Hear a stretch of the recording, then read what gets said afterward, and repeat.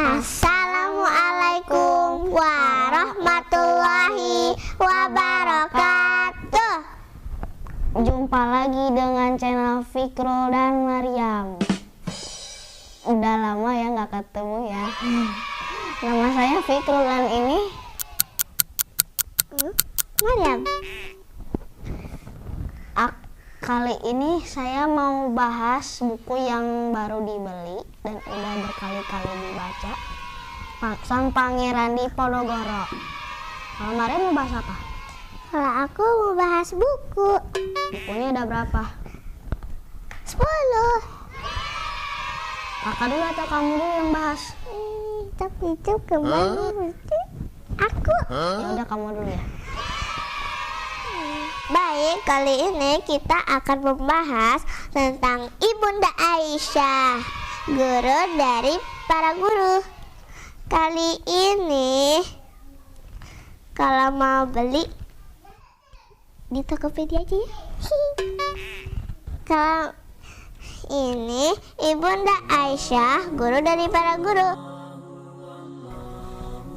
Ada seorang perempuan yang sangat mulia, disucikan dan dibela Allah.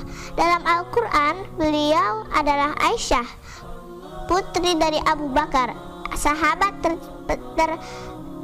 terpercaya Nabi Muhammad, sehingga Aisyah dijuluki As-Siddiqah, bintu As-Siddiq, perempuan yang benar, putri dari lelaki yang benar.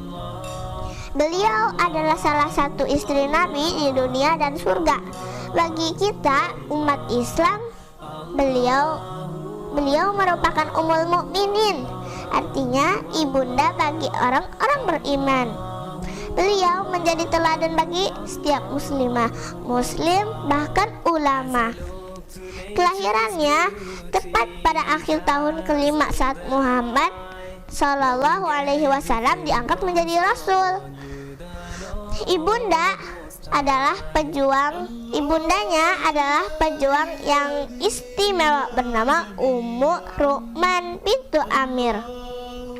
Setelah kematiannya, Ummu Ruqman digelari oleh Nabi sebagai bidadari surga.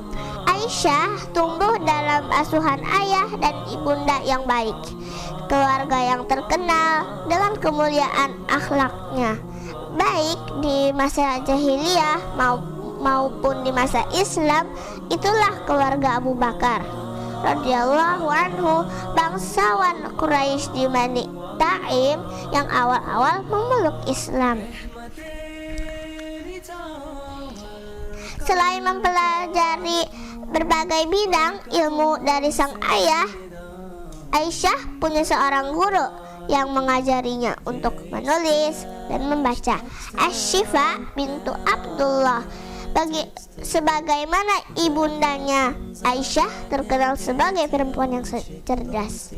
Setelah dinikahi Nabi Sallallahu Alaihi Wasallam, panggilan kesayangannya adalah Uwaishi, artinya si Aisyah kecil, Aisyah sayang, atau Humairah, artinya si kemerah-merahan. Postur badan beliau yang memang kecil dan pipinya memang kemerahan. Aisyah adalah istri Rasulullah yang paling istimewa setelah Khadijah. Kelebihan Aisyah atas para wanita adalah sebagaimana kelebihan Sarid atas makanan lain, begitu tutur Rasulullah sendiri. Sarid adalah roti kuah kesukaan Rasulullah Shallallahu Alaihi Wasallam, sebab wahyu sering diturunkan Allah Subhanahu Wa Taala melalui malaikat Jibril.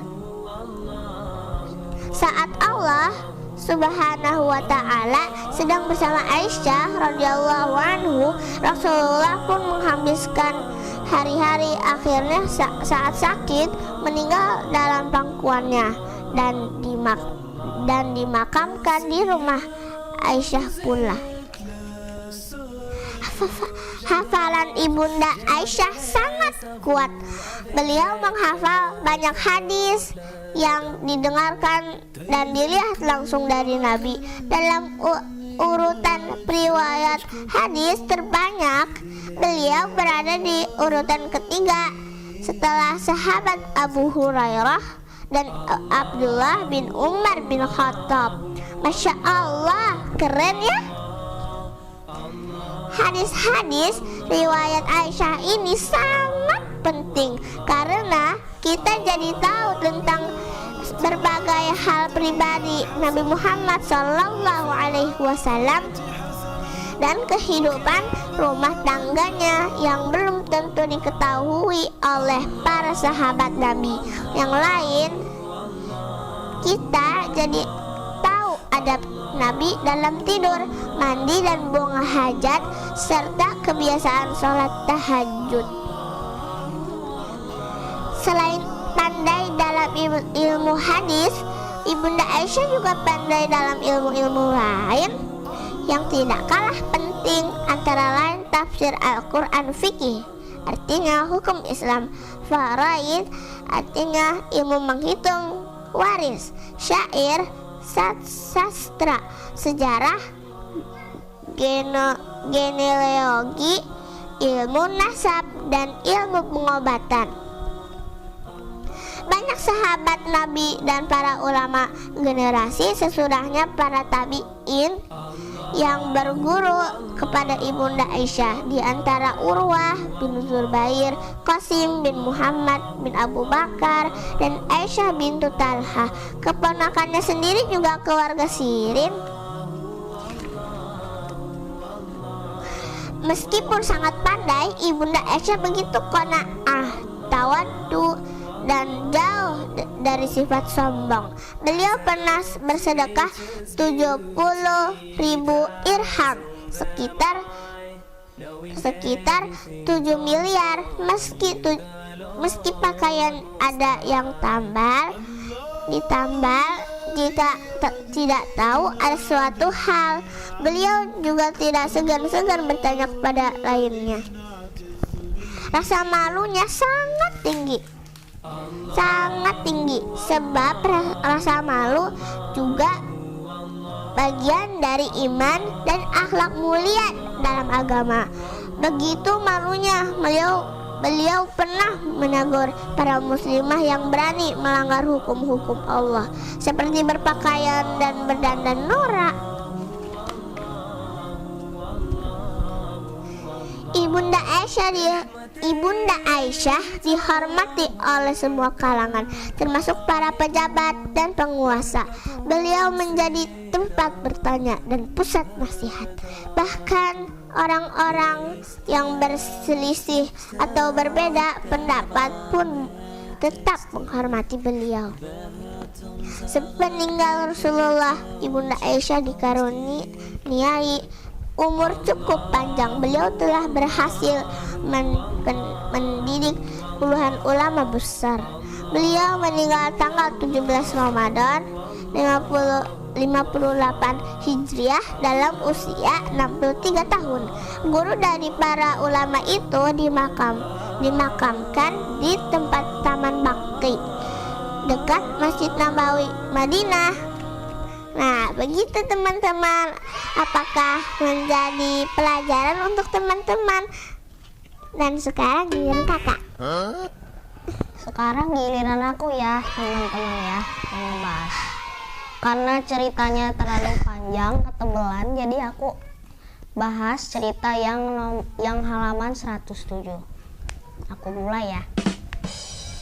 Karena bukunya terlalu tebal, jadi saya hanya mengambil salah satu alur ceritanya yang pas Pangeran Diponegoronya lagi sakit, demam panas tinggi, malah Joyo Suroto dan Banteng Wareng, kedua pengiringnya Pangeran Diponegoro, malah bercanda. Nah, ini nggak boleh ditiru ya teman-teman ya. Ini mah namanya nggak bener. Nah, pas mau makan, Pangeran Diponegoronya bangun, udah persiapan bahan makan. Banteng Warengnya mau makan tapi tangannya kotor, dicegah sama Joyo Suroto. Pas dicegah dibilang,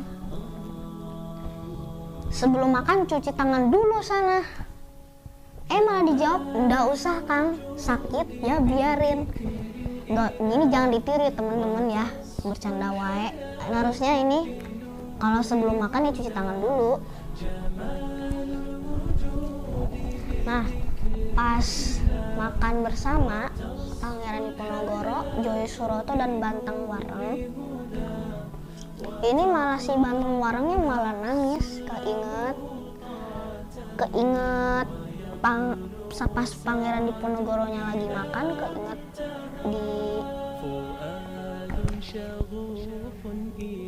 di Tegarejo pas beberapa tahun yang lalu. Joyo Surotonya bilang, lah makhluk mah sekadar menjalani takdir Gusti Allah. Ya memang ya teman-teman ya, kita semua bakal ada di kubur. Nah, pas mau makan, si Joyo Surotonya malah bengong beberapa tahun yang lalu saat perang yang sangat dahsyat. Pas habis bengong, Pangeran Diponegoronya bilang, Kang Wareng, Kang Loto, kok malah pada ngelamun?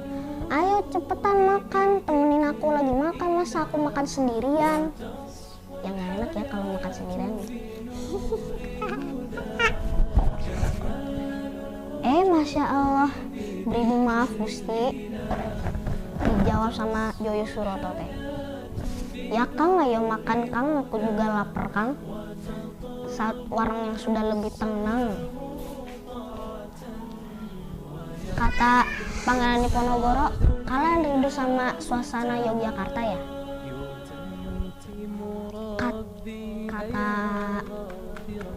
Banteng Wareng, seenak apapun di kota kalau direcokin sama orang-orang berkulit bule, berambut jagung, baik ikut Gusti Sultan berjuang meski harus masuk keluar hutan. Ya kan Kang Loto ya? Kamu itu kalau lagi usil ya menjengkelkan betul Li, tapi kalau sedang seperti ini kok ya bikin ternyuh sekali. Gus bangga kesetiaanmu pada Gusti Sultan pasti akan dicatat sejarah. Jadi teman-teman, ini kisah tentang perjuangan Pangeran Diponegoro beserta ajudannya.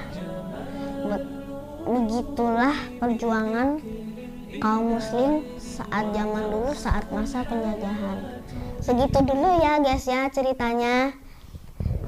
Nah, kita ketemu lagi di lain waktu. Assalamualaikum warahmatullahi wabarakatuh. Dadah.